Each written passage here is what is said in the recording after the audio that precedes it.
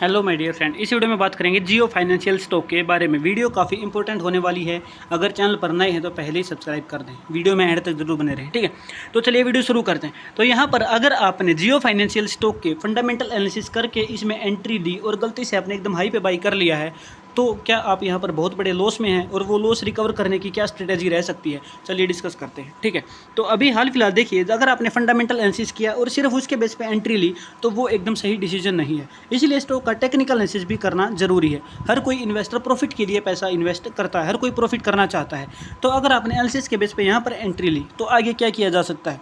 जैसे देखिए, यहाँ पर आपने एंट्री कर ली, मैंने एंट्री कर ली एकदम हाई पर, तो मैं क्या स्ट्रेटजी यूज़ करूँगा। उसके बाद मैं देखूंगा कि टेक्निकल एनालिसिस करा मैंने बाद में, पहले मैंने फंडामेंटल के बेस पे एकदम हाई पे एंट्री करी और मुझे लगा कि स्टॉक प्राइस ऊपर चला जाता जाएगा, लेकिन उसके बाद से प्राइस नीचे जाना शुरू हो गया।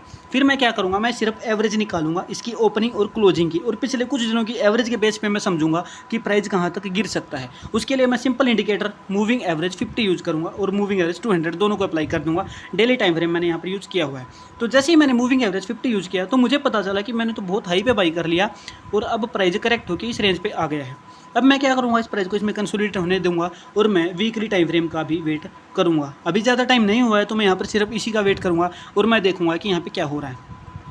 मुझे इतना पता है कि जब प्राइस मूविंग एवरेज 50 को नीचे की तरफ ब्रेकआउट कर देता है तो वो उसको रेजिस्टेंस की तरह यूज़ करता है, क्योंकि उसमें बहुत सारे जो डेली ट्रेडिंग करते हैं या इन्वेस्टमेंट करते हैं वो उस स्टॉक में उस प्राइस रेंज में काफ़ी नज़र बनाकर रखते हैं। अब देखिए, यहाँ पर आप इस चीज़ को समझिए, ठीक है। तो यहाँ पर एक चीज़ मुझे समझ में आई, प्राइस ने किस तरीके से मूव किया। इस पॉइंट पर था, फिर एक ये पिवट बनाया, इसने लो बनाया अपना, फिर ऊपर गया और फिर से नया लो बनाया। मुझे इतना समझ में आ गया कि ये जो लगातार इसने दो लो बनाए और ये अगला लोवर जो प्राइस है पिछले लोवर से नीचे है, तो इसको मैं लोवर लो बोल लूँगा क्योंकि पिछले से नीचे है। चीज़ को थोड़ा आसानी से समझिएगा, ठीक है। ये जो हाई है ऊपर गया, दोबारा इसने जो हाई बनाया वो पहले वाले हाई से नीचे है तो वो लोअर हाई हो गया। जब ये बन जाता है तो मुझे समझ में आ गया कि प्राइस का डाउन ट्रेंड शुरू हो गया है। तो डाउन ट्रेंड है तो मैंने यहाँ पर एकदम हाई पे बाई किया। तो मैं क्या करूँगा, मैं अपने स्टॉक को एवरेजिंग करने के लिए वेट कर रहा हूँ, ठीक है। भले ही मुझे यहाँ पर हो सकता है मुझे स्टॉप लॉस वाली स्ट्रेटजी यूज़ करनी चाहिए, लेकिन एक कॉमन थिंकिंग है, इंसान सोचता है कि भले ही इंसान हो, स्टॉक ऊपर जाता है तो एक टाइम में स्टॉक फंडामेंटली अच्छा स्टॉक है, कंपनी के ऊपर कर्ज नहीं है, जिसने अपना कर्ज उतार दिया है, कंपनी अपने रिजर्व भी अच्छे रख रही है। फंडामेंटल के बेस पे मैं वेट कर रहा हूँ कि स्टॉक प्राइस का जब ट्रेंड चेंज होगा तो मैं बॉटम में एक बार फिर से अपनी एवरेजिंग के डिसीजन ले लूँगा। तो यहाँ पर देखिए, तो स्टॉक प्राइस ने किस तरीके से अपने लोअर लो लोअर हाई बनाए और नीचे चला गया। अब क्या हुआ, यहाँ पर आने के बाद स्टॉक प्राइस ने कंसोलिडेट किया, यहाँ पर टाइम स्पेंड किया, ठीक है। यहाँ पर देखिए इसने कितना टाइम स्पेंड किया, कई महीने इसने स्टॉक प्राइस ने यहाँ पर बिताए। उसके बाद अपने 50 दिन की एवरेज को ब्रेकआउट किया और उसके ऊपर रिट्रेसमेंट लिया, ठीक है।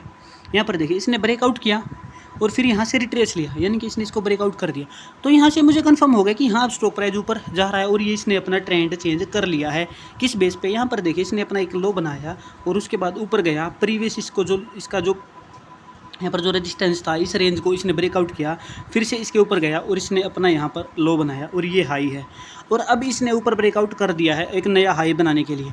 अब अगर स्टॉक प्राइस इस लो से ऊपर ही रहता है तो मेरे को समझ में आ जाएगा कि अब ये प्राइस अप ट्रेंड आ गया है।